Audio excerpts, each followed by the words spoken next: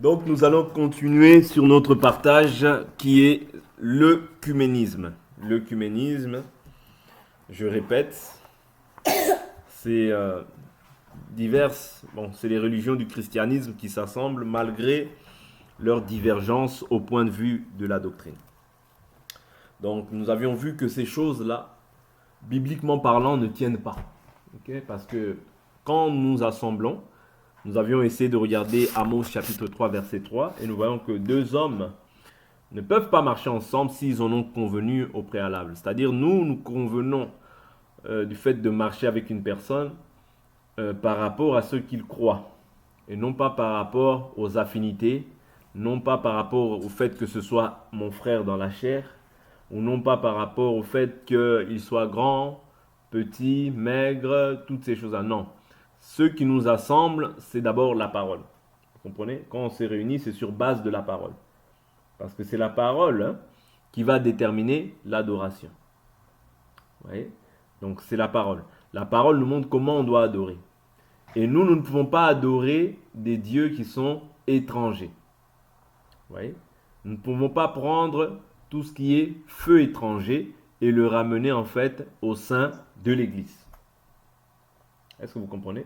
Parce que tout enseignement qui ne cadre pas avec la parole, c'est un feu étranger. Or, quand il y a le feu étranger, nous avions vu qu'est-ce qui se passe, c'est la mort. Vous comprenez? Donc, les fils de Aaron, Nadab et Abihu sont morts. Pourquoi? Parce qu'ils ont ramené des choses de l'extérieur à l'intérieur. Or, quelqu'un peut dire qu'il est chrétien, mais nous, on ne se limite pas au fait que quelqu'un nous dise qu'il est chrétien. On ne se limite pas aussi au fait que quelqu'un prophétise. Quelqu'un peut te donner une prophétie qui est totalement exacte. Ça, c'est Deutéronome chapitre 13. On peut lire ça. Quelqu'un peut te donner une prophétie qui est exacte. Mais nous, on ne s'arrête pas là. Vous voyez? Oh, je t'ai vu, Dieu a dit ça, si, ça, si. Waouh! C'est précis, c'est parfait. Ok? Mais on ne s'arrête pas là. Pourquoi? Parce que Jésus a dit, dans Matthieu chapitre 7, il dit, n'avons-nous pas prophétisé en ton nom? N'avons-nous pas chassé les démons en ton nom? N'avons-nous pas. Mais Jésus dit, retirez-vous de moi, vous qui commettez l'iniquité. L'iniquité, cela veut dire l'injustice. C'est-à-dire Dieu rejettera tous ceux qui ont commis l'iniquité. L'injustice, c'est quoi? L'injustice, c'est tout ce qui sort de la justice. La justice pour toi et pour moi sera de garder la parole de Dieu telle qu'elle nous l'a été transmise. C'est ça la justice pour toi. La part de l'enfant de Dieu, c'est d'observer la loi de Dieu et de veiller sur ses commandements pour son salut. Je vous rappelle tout le temps cette écriture. Je pense qu'à la fin, vraiment, vous allez en avoir marre et vous allez l'imprimer dans votre cœur. Je vous rappelle l'évangile que je vous ai annoncé, que vous avez reçu, dans lequel vous demeurez ferme, si vous le retenez dans le terme dans lequel je vous l'ai enseigné, autrement vous auriez cru en vain. Vous comprenez? Donc cet évangile, nous devons le retenir dans les termes dans lesquels il nous a été annoncé. C'est-à-dire sinon nous croyons, mais nous croyons en vain. Vous voyez? D'où l'importance de ne pas mettre foi à tout esprit. Ici, quand on parle des esprits, on parle des enseignements. Quand quelqu'un vient, il donne une prophétie. Tu vas avoir ça. Dieu m'a montré que tu auras ça dans ta vie. La chose aussi s'accomplit telle qu'il a dit. Ne dis pas tout de suite que c'est un chrétien. Ne dis pas tout de suite que c'est un chrétien. Pourquoi? Deutéronome 13. Je prends l'écriture. Deutéronome 13, prenez l'écriture avec moi. Deutéronome 13.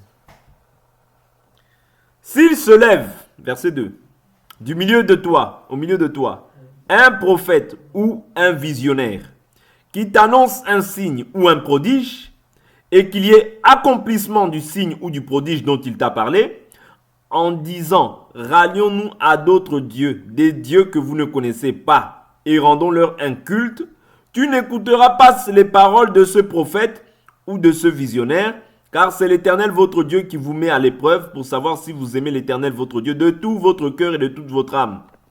Vous vous rallierez à l'Éternel votre Dieu et vous le craindrez. Vous observerez ses commandements, vous obéirez à sa voix. C'est à lui que vous rendrez un culte et vous vous attacherez à lui.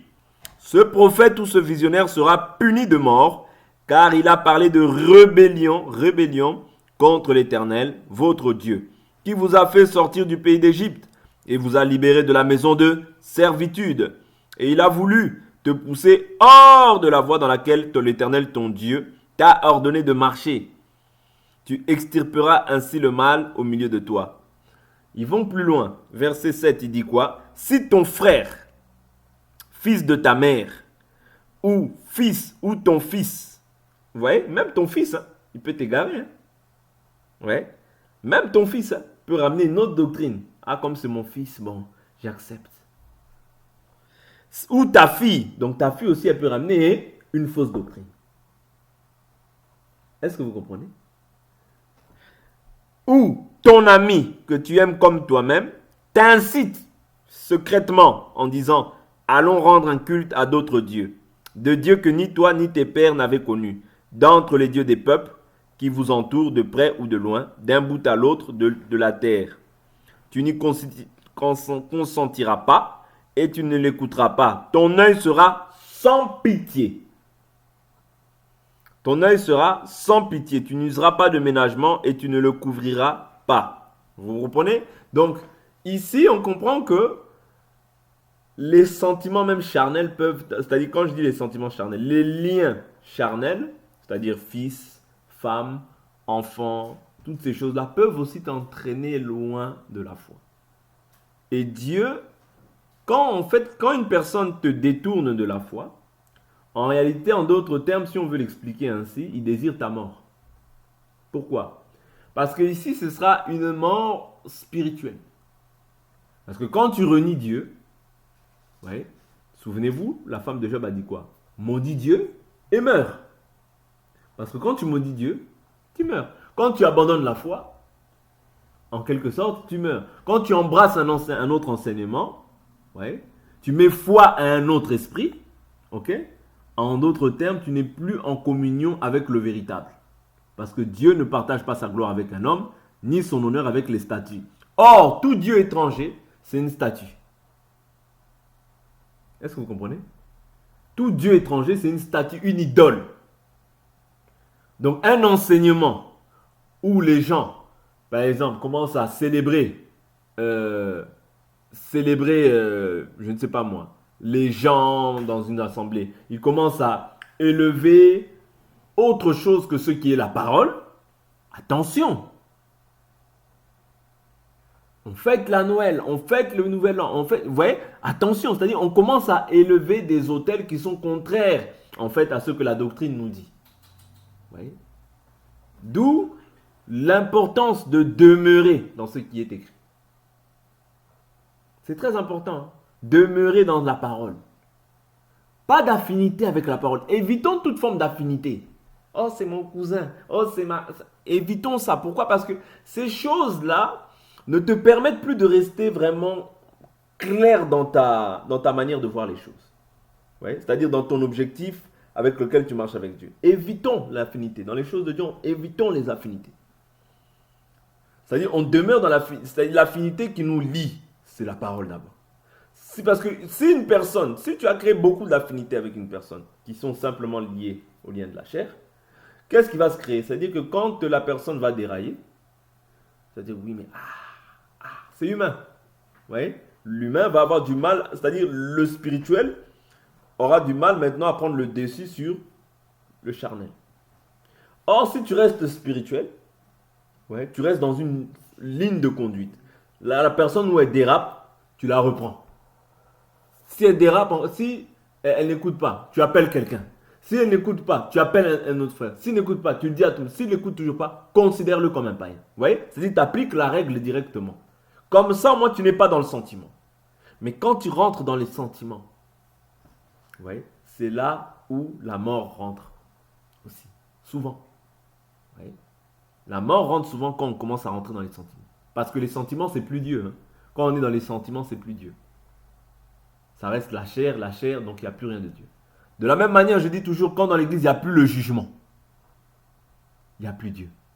Parce que la Bible nous dit que le jugement commencera d'abord par la maison de Dieu. Parce que nous, on doit être parfait. C'est-à-dire, je te juge, tu me juges pour qu'on puisse atteindre la perfection.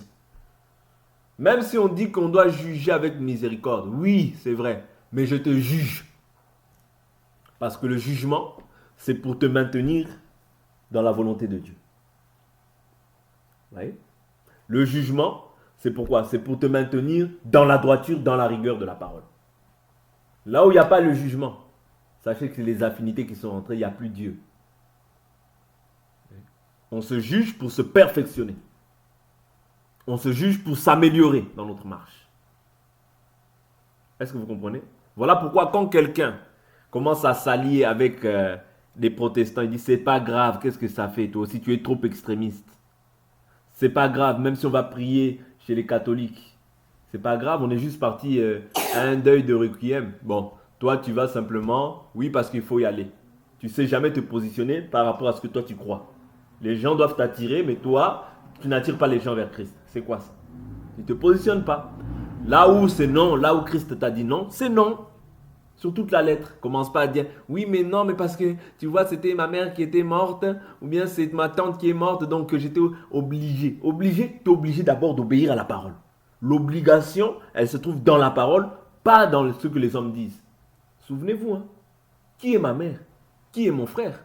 Ma mère, mon frère, c'est celui qui garde les commandements de Dieu. Ouais. Donc, si tu gardes, tu es agréable à Dieu.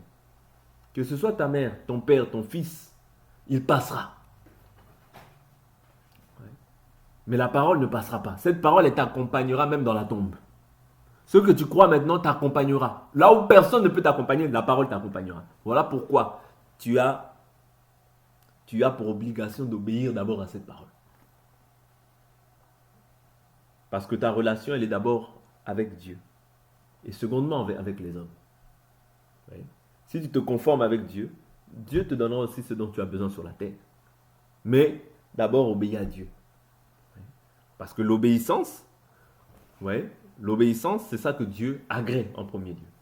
Vous comprenez? Donc, si Dieu nous dit de ne pas nous allier avec les nations que moi j'avais catégorisées aussi comme toutes ces églises que nous voyons, qui se disent du Christ, les presbytériens, les luthériens, les couettistes, parce qu'aujourd'hui on a aussi les couettistes, vous voyez, les gens des Chourakwet, c'est aussi une religion, vous voyez, il y a beaucoup de religions aujourd'hui, beaucoup de religions, vous voyez, les gens de Jésus-Christ TV là-bas, c'est aussi une religion qui commence à se créer, vous voyez, donc toutes ces choses-là, ça devient des religions, maintenant que les gens rapportent, sans s'en rendre compte. Pourquoi?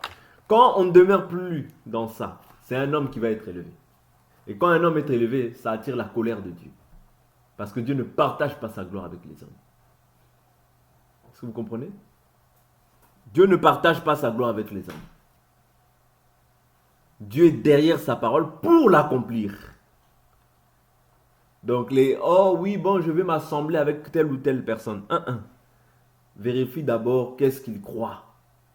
C'est très important.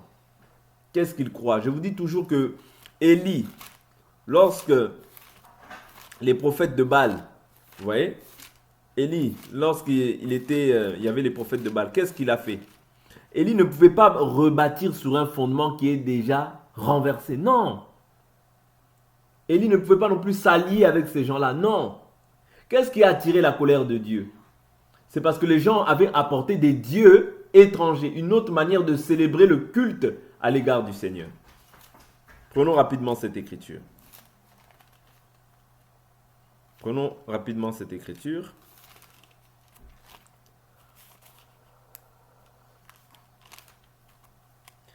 Prenons rapidement l'écriture.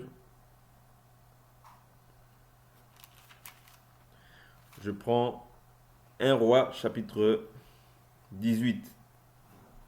Allons prendre rapidement le verset 16. Abdias étant allé à la rencontre d'Akab, lui fit son rapport. Alors Akab se rendit à la rencontre d'Élie. Lorsqu'il aperçut Élie, Akab lui dit: Est-ce toi qui jettes le trouble en Israël? Élie répondit: Je ne trouble pas Israël, C'est toi au contraire et la maison de ton père, puisque vous avez abandonné les commandements de l'Éternel et que tu t'es rallié au culte des Baals. Je vous avais dit hier que quand tu abandonnes quelque chose, tu dois aussi t'attacher à quelque chose d'autre. N'oubliez pas, Orpa, vous voyez, lorsqu'elle a abandonné Noémie, elle est repartie à son peuple et à ses dieux. Vous voyez, c'est-à-dire quand tu abandonnes quelque chose, tu dois aussi t'attacher à autre chose. Parce que l'homme est créé pour dépendre de quelque chose. Soit de la divinité qu'on appelle Dieu, soit des divinités païennes. Vous voyez? Or, dans les divinités païennes, on peut voir tout ce qui est néant, tout ce qui ne sauve pas. Le travail, ça peut être un dieu pour quelqu'un. Les enfants, ça peut être un dieu pour quelqu'un. Les vêtements, ça peut être un dieu pour quelqu'un. Des statues physiques, ça peut être un dieu pour quelqu'un. Vous voyez? Il y a des contrées sur la terre qui peuvent être des dieux pour quelqu'un. Un homme physique peut être un dieu, ou bien une femme physique peut être aussi un dieu pour quelqu'un. Voilà pourquoi, si ton cœur n'est pas entier pour Dieu, tu seras partagé, tu ne seras pas entier pour Dieu. Voilà pourquoi il faut être entier pour Dieu. Oui. Parce que sinon tu vas t'attacher à du néant, ce qui n'a pas la capacité ni la possibilité de sauver. Est-ce que vous comprenez? Tu peux même commencer à parler à des statues qui ont une bouche mais qui ne peuvent entendre. Vous comprenez? Il y a des gens qui sont comme ça. Vous ne croyez pas, il y a des gens qui s'attachent à des statues. Oui. Une statue que lui-même il a fait, il commence à invoquer cette statue. Il commence à prier cette statue. Et il pense que ça c'est Dieu. Il pense réellement que ça c'est son Dieu. Vous voyez?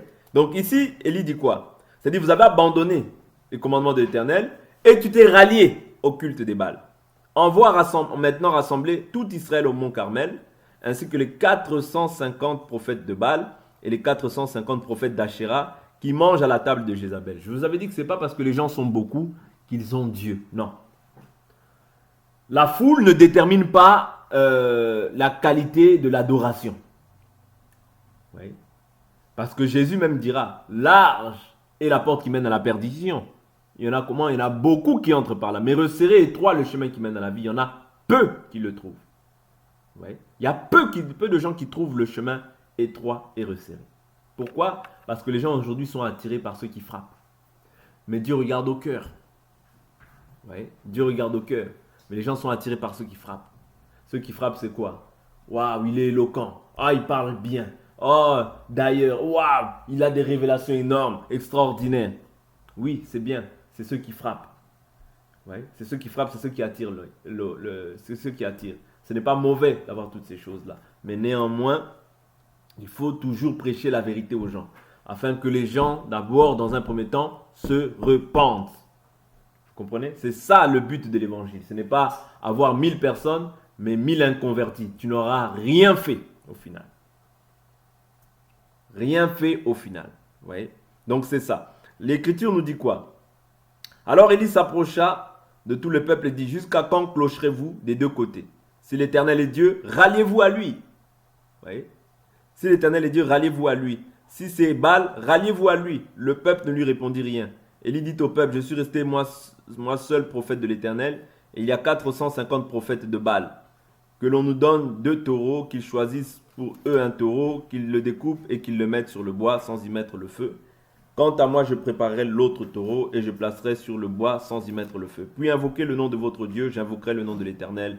Le Dieu qui répondra par le feu, c'est celui-là qui sera Dieu. Tout le peuple répondit, d'accord. Élie dit au prophète de Baal, choisissez pour vous un taureau, préparez-le les premiers, car vous êtes les plus nombreux. Invoquez le nom de votre Dieu, mais ne mettez pas le feu. Ils prirent le taureau qu'on leur donna et le préparèrent et ils invoquèrent le nom de Baal depuis le matin jusqu'à midi, en disant, Baal, réponds-nous. Mais il n'eut ni voix ni réponse.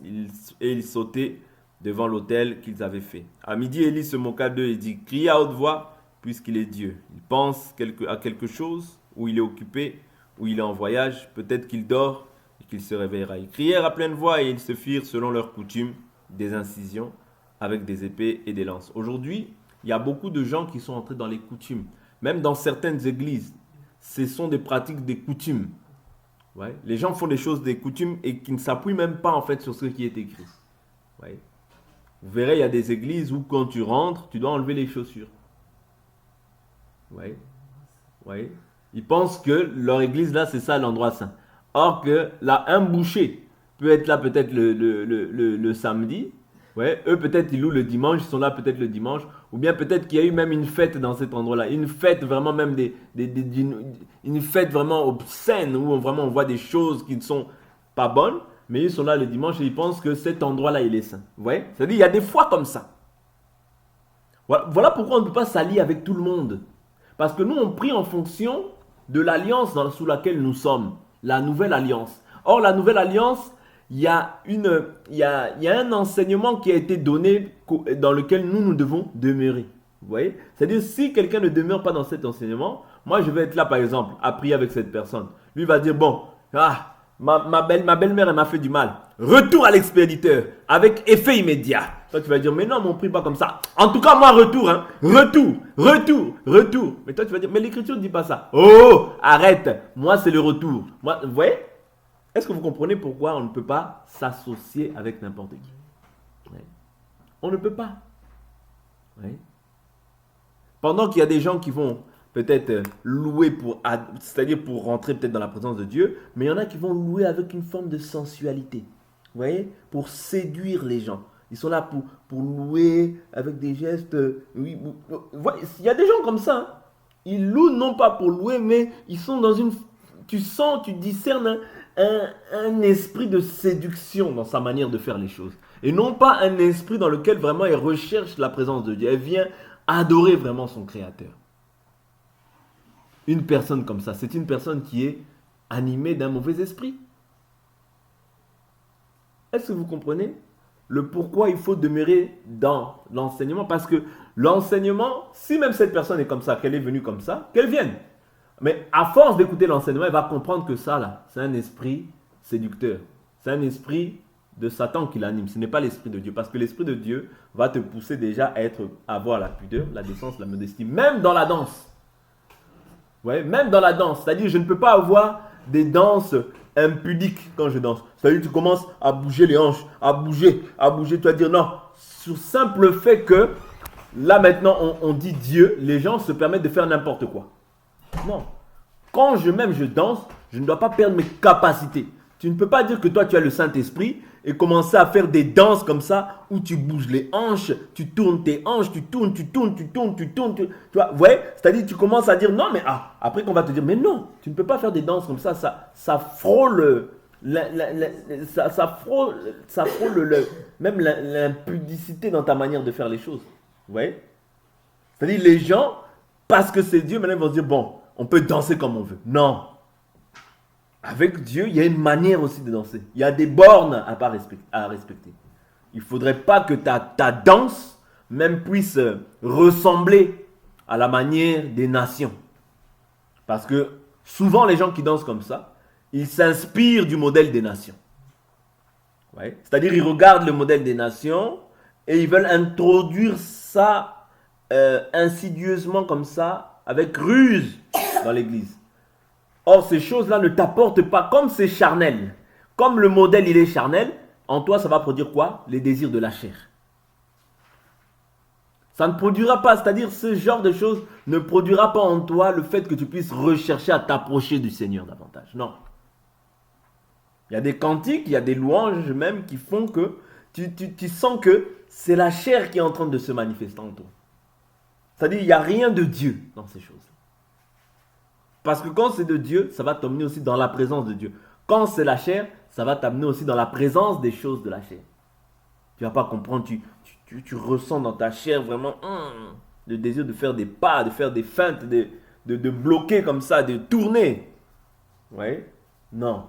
Ça va te ramener dans les choses que tu as voulu. Faites attention. Oui? Tout doit être examiné à la loupe. Tout ce que nous faisons, ça doit être examiné à la loupe. Ouais. Même si je danse pour le Seigneur, ne prétexte pas comme c'est pour le Seigneur, tu commences à faire des pas, tu bloques. Non. Commence à bloquer, faire des blocages. Tu remets. Non. Il y a une manière de pouvoir, parce que danser, chanter, ce n'est pas interdit. Mais danse de manière à pouvoir honorer le roi des rois. Ouais. Parce que toutes ces choses-là, je vous dis, c'est terrible. Ce sont des choses qui se pratiquent. Oui. Ce sont des choses qui se pratiquent. Tu vas voir un garçon avec des locks, mais il prêche la parole. Mais il a des locks. Oh, qu'est-ce que ça fait? C'est la coiffe du moment. Qu'est-ce que ça fait? Les efféminés n'hériteront pas le royaume des cieux. Les efféminés n'hériteront pas le royaume des cieux. Vous voyez? Quand tu fais ça, tu fais des petites locks comme ça là. Parce que tout le monde maintenant met ça. Toi aussi tu veux faire comme le monde. La Bible nous dit n'aimez pas le monde, ni les choses qui sont dans le monde. Et maintenant toi tu vas t'allier avec ces gens-là. En disant mais c'est pas grave. Si c'est grave. Parce que quand tu fais ça, Dieu n'est pas en accord. Dieu n'est pas en accord. Élie, qu'est-ce qui s'est passé? Il ne pouvait pas s'allier avec eux. Il a dit, vous priez d'abord. On ne va pas prier ensemble. La Bible me dit quoi? Ni voix ni réponse. Et ils sautaient devant l'autel. Donc ils avaient leurs coutumes. Ils faisaient couler le paix, les sangs, toutes ces choses. Ça, c'est les coutumes. Lorsque fut midi fut passé, ils prophétisèrent jusqu'au moment de la présentation. Ah, on voit même que les prophètes de Baal, ils prophétisent. Vous comprenez? Donc la prophétie ne veut pas dire forcément que cette personne-là est de Dieu. Voilà pourquoi nous faisons attention à tout. Oui. Oh non, Dieu m'a dit qu'il faut qu'on s'allie ensemble. Oui. Tu vas t'allier avec des gens comme les Gabaonites. C'est-à-dire les Gabaonites, ils vivaient à côté d'Israël. Comme ils voyaient qu'Israël, il détruisait toutes les nations, ils se sont dit, pardon, nous on va aller faire alliance avec eux, une alliance de paix. Oui.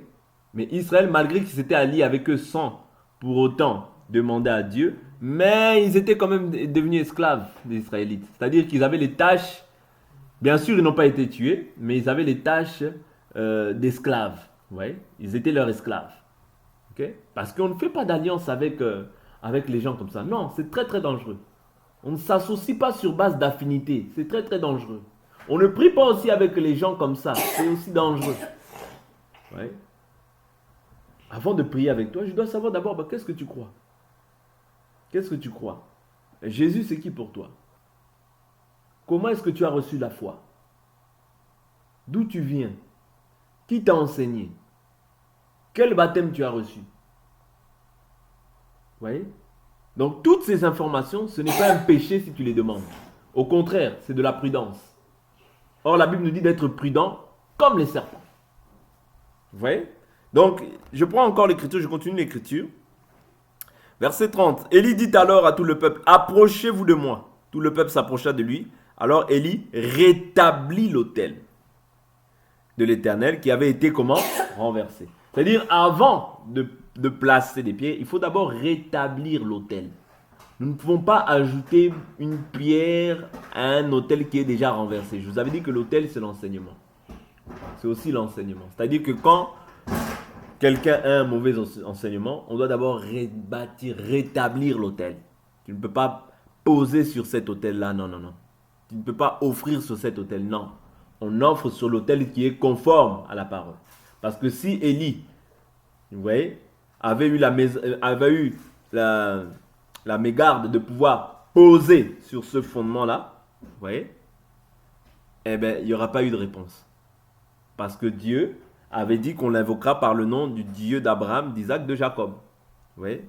Et c'est comme ça, Élie a pris la peine de pouvoir rétablir d'abord l'autel. Quand l'autel a été rétabli, la Bible nous dit quoi? Tout le peuple s'approcha de lui. Alors Élie rétablit l'autel de l'Éternel qui avait été renversé. Élie prit 12 pierres, d'après le nombre des tribus des fils de Jacob. C'est-à-dire, Élie avait l'enseignement. Élie avait l'enseignement. Vous voyez? À qui la parole de l'Éternel avait été adressée en ces termes. Israël sera ton nom. Il bâtit avec ses pierres un autel au nom de l'Éternel. Il fit autour de l'autel un fossé de la capacité de 2 mesures de semences. Il arrangea le bois, découpa le taureau et le mit sur le bois. Puis il dit, remplissez d'eau 4 cruches et versez-les sur l'holocauste et sur le bois. Il dit, faites-le une seconde fois. Ils le firent une seconde fois. Il dit, faites-le une troisième fois. Ils le firent une troisième fois. L'eau coula autour de l'autel et l'on remplit aussi d'eau le fossé. Au moment de la présentation de l'offrande, le prophète Élie s'avança et dit, Éternel Dieu d'Abraham, d'Isaac et d'Israël, que l'on connaisse aujourd'hui que c'est toi qui es Dieu en Israël et que je suis ton serviteur et que j'ai fait toutes ces choses par ta parole. Réponds-moi, Éternel, réponds-moi, afin que ce peuple reconnaisse que c'est toi, Éternel, qui es Dieu et que c'est toi qui ramènes leur cœur. Alors le feu de l'Éternel tomba. Il consuma l'holocauste, le bois, les pierres, la terre et il absorba l'eau qui était dans le fossé. Vous voyez? C'est-à-dire Dieu a répondu, ouais, afin qu'on sache qu'il est le véritable Dieu. C'est-à-dire qu'on sache qu'il est le Dieu qu'Élie a invoqué. Et que Élie l'a invoqué, avant d'invoquer Dieu, il a d'abord rétabli le fondement.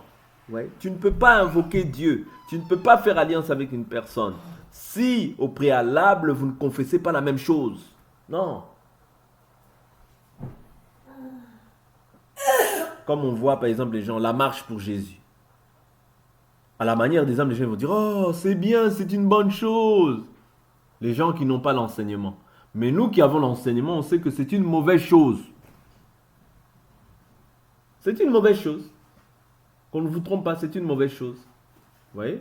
Parce que dans ces choses-là, il y a des gens de toute confession, de tous bords. Vous voyez? Avant d'aller même prêcher l'évangile, il faut d'abord, Jésus a dit quoi? Enseignez-leur à garder mes commandements. Mes commandements. Mais quelqu'un qui n'a pas le commandement de Jésus, il va parler de Jésus, c'est une abomination. Parce que tu ne peux pas adorer, tu ne peux pas même adorer, même prier, tant quand tu n'as pas l'enseignement. Non, tu ne peux pas. Vous voyez? Oui. Il y a une écriture qui dit cette prière est une abomination même, je crois. Oui. Il y a une écriture qui dit ça. Oui. Donc quand tu n'as pas l'enseignement, ta prière, même c'est une abomination. Oui. Donc c'est très important de comprendre que d'abord, il faut avoir l'enseignement. Parce que sinon, les paroles que tu vas prononcer là, ce sera une abomination. Est-ce que vous comprenez? De la même manière aussi, quand tu t'assembles avec quelqu'un, prends la peine de savoir qu'est-ce que tu crois. C'est une chose qui commence à se banaliser au milieu des chrétiens. C'est une chose qui commence à se banaliser, où les gens commencent à accepter tout et n'importe quoi. Voyez? Tu peux même aller dans une église où tu sais que les gens ne sont pas, mais juste pour aller, quoi. Pour le fun. Les gens vont dire ça pour le fun, pour y aller. J'y vais simplement parce que c'est mon ami, c'est ma copine. Qu'est-ce que dit la parole? On a vu dans Deutéronome 13.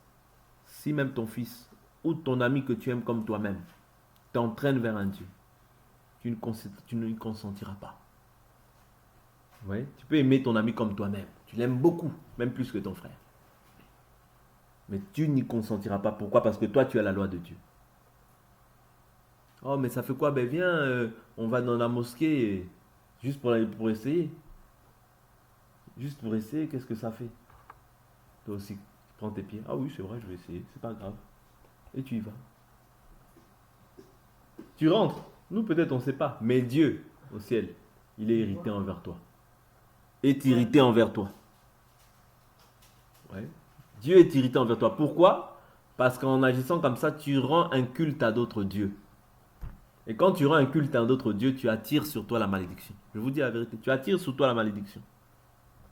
Parce que quand Dieu a dit, et que toi tu fais autrement, là tu ne transgresses pas, peut-être tu transgresses la loi de Dieu. C'est-à-dire tu attireras aussi, la Bible nous dit, Dieu ne tient pas le coupable pour innocent. Hein. Même si Dieu pardonne, il ne tient pas le coupable pour innocent. Ça veut dire que celui qui a commis l'action là, ce qu'un homme aura semé, il le moissonnera. Bon, papa il sait pas, c'est pas grave. Mais on va aller quand même pour voir. Dieu sait. Dieu sait toutes choses. Dieu sait toutes choses. Vous comprenez?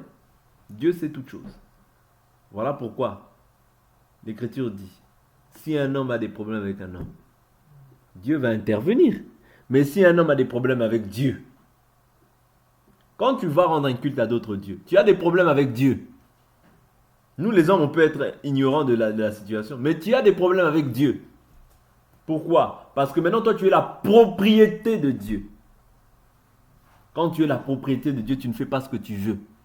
Tu te soumets pleinement à la volonté de Dieu. Oui. C'est ça qui va faire en sorte que tu sois réellement la propriété, la maison de Dieu. C'est un luthérien, mais c'est un chrétien quand même. Il n'est pas chrétien. C'est un protestant, il est chrétien quand même. Il n'est pas chrétien. Parce que dans la Bible, on n'a pas vu évangélique Dans la Bible, on a vu évangéliste. Évangéliste, c'est un ministre de la parole. Vous voyez? C'est-à-dire, il enseigne l'évangile. Ok? Mais évangélique, on n'a pas vu. Église évangélique, église pentecôtiste, église branhamiste, église ceci, cela. Ok, on n'a pas vu. Ouais. Ministries intel. Nous n'avons pas vu. Et nous, comme nous n'avons pas vu, nous comprenons que le fondement n'est pas respecté. Donc toutes ces personnes-là, même si elles tremblent, même s'il y a les miracles, même s'il y a les prodiges, nous croyons qu'ils n'ont pas le Saint-Esprit. Pourquoi ils n'ont pas le Saint-Esprit? Parce que cette parole n'est pas respectée. Or, n'oubliez jamais que Dieu se manifeste lorsque les fondements sont respectés. Il a dit à Moïse, Moïse, fais selon le modèle qui t'a été montré sur la montagne. C'est-à-dire, c'était le modèle qui appelait c'est-à-dire qui attirait la grâce de Dieu. Et le fait que le modèle était respecté, Dieu descendait. Quand le modèle n'était pas respecté, Dieu ne pouvait pas aussi descendre. Voilà pourquoi la Bible nous dit que chacun prenne garde à la manière dont il bâtit. Personne ne peut ajouter un autre fondement, à savoir Jésus-Christ. Oui. Or, Jésus-Christ, c'est la parole dans son entièreté. Christ, quand on parle de Christ, on parle de l'Esprit éternel. Mais c'est vrai que maintenant, dans Hébreux 6, il y a une doctrine qui nous a unis, tous autant que nous sommes. Repentance des œuvres mortes, foi en Dieu, doctrine des baptêmes, imposition des mains, jugement, résurrection des morts, jugement éternel. Ça, on ne peut pas négocier. Okay? On doit croire tous en ça quand on est chrétien. Mais maintenant, la doctrine dans son entièreté, c'est toute la parole de Dieu. Vous comprenez? Donc, n'oubliez pas, l'œcuménisme, c'est le mélange des religions du christianisme qui s'accordent même s'ils ne sont pas d'accord sur base de l'enseignement. Voilà pourquoi je dis que tout ce que nous faisons, nous, c'est d'abord sur base de l'enseignement. Quelqu'un qui ramène un autre enseignement, c'est quelqu'un qui veut ta mort. Et ta mort spirituelle. Vous comprenez? Quelqu'un qui veut t'entraîner vers d'autres dieux, c'est quelqu'un qui veut ta mort. C'est-à-dire te séparer de Dieu. Parce que la pire des choses, ce n'est pas de mourir. Je vous ai toujours dit. Mourir, nous mourrons tous. Ouais. Nous mourrons tous. Je pense dans 2100 ou en 2050, en 2150, nous tous là, il n'y aura plus personne ici. Est-ce que vous comprenez? Nous tous là, on sera déjà sous terre. Est-ce que vous comprenez? Nous tous qui parlons. Peut-être en 2100, vous allez vivre encore. Mais nous, on sera déjà partis. Le problème, c'est pas de partir. Le problème, c'est pas de partir. Parce que partir, tu sais que tu vas partir. Tu sais que ton temps est court sur cette terre. Je peux me lever, demain, je suis plus là. Le problème, c'est pas de partir. Le problème, c'est est-ce que tu as gardé l'enseignement pur? Parce que quand tu gardes l'enseignement pur, c'est ta garantie pour le salut. Est-ce que vous comprenez? Ça te garantit en fait le ciel. L'enseignement te garantit le ciel. Oui. Mais le fait de ne pas demeurer aussi dans l'enseignement, tu t'éloignes du ciel. Voilà pourquoi la Bible nous dit désormais le temps est court. On ne sait pas ce que peut enfanter un jour. À chaque jour suffit sa peine. Vous voyez? Ça veut dire qu'aujourd'hui je peux avoir une peine, demain cette peine peut partir. Aujourd'hui je peux être en bonne santé, demain aussi je pars. Mais nous, ce qui nous fait le plus peur, c'est quoi? C'est d'essayer de retrancher un iota. Parce que quand tu retranches, Dieu aussi retranche ta part de l'arbre de vie. Voilà pourquoi rigole avec tout mais rigole pas avec l'enseignement. Oui. Rigole avec tout mais rigole pas avec l'enseignement. Si tu dois te séparer avec quelqu'un pour l'enseignement, tu n'as pas péché. La séparation est biblique. Ce qui n'est pas biblique, c'est la division. Parce que Christ n'est pas divisé. Les partis pris, toutes ces choses-là, ça, c'est pas biblique. Ça, c'est la division. Mais la séparation, on peut se séparer, il n'y a pas de souci. C'est-à-dire, on ne s'entend pas par rapport à quelque chose. Tu fais ta route, je fais ma route. Est-ce que vous comprenez? C'est très important. On ne s'entend pas sur quelques points. Tu fais ta route, je fais ma route. Ça, c'est biblique. Oui. Donc, restons attachés à la parole, d'un cœur sincère, tous ensemble. D'un cœur sincère. Oui, parce que, aujourd'hui, la sincérité, il n'y a plus beaucoup qui ont cette sincérité-là. Beaucoup gardent simplement l'apparence de la piété, mais renient ceux qui ont fait la force. Oui, l'œcuménisme, aujourd'hui, s'est installé. Même parmi ceux qui se disent saints, mais réellement, plus beaucoup ne sont saints. Ouais. Plus beaucoup ont gardé la vraie foi. Voilà pourquoi les temps qu'on traverse, ce sont des temps difficiles, dans lesquels nous devons tout examiner à la loupe. Pourquoi? Pour ne pas être séduit. Ouais. Pour ne pas être séduit, pour ne pas être emporté loin de la foi. Garde ton cœur plus que toute autre chose. Garde cette parole jalousement, jusqu'à la fin de tes jours. Parce que cette parole-là te donnera, t'accorde en fait la grâce d'avoir la vie éternelle. Ne permets jamais qu'une personne, si tu dois te séparer pleinement d'une personne, sépare-toi pour la parole. Sépare-toi pour la parole parce que tu as fait un bon choix. Parce que la parole, là, c'est pas un jeu. Le chemin dans lequel on s'est engagé. La Bible nous dit, celui qui met la main à la charrue, qui regarde derrière n'est pas digne de moi. Il faut être digne du Seigneur. Ouais. Il faut que tu te dises que moi, mon objectif, c'est le ciel.